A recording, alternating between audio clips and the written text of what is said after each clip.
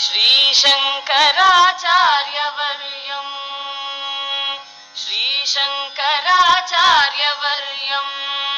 सर्वलोकैकवन्द्यं भजे देशिकेन्द्रम् श्रीशङ्कराचार्यवर्यम् सर्वलोकैकवन्द्यं भजे देशिकेन्द्रम् श्रीशङ्कराचार्यवर्यम् धर्मप्रचारेति दक्षम् योगी गोविन्द पादाब्ज सन्न्यास दीक्षम् दुर्वादि गर्वापनोदम् पद्मपादादि शिष्यालि संसेव्य पादम् श्रीशङ्कराचार्यवर्यम् सर्वलोकैकवन्द्यम्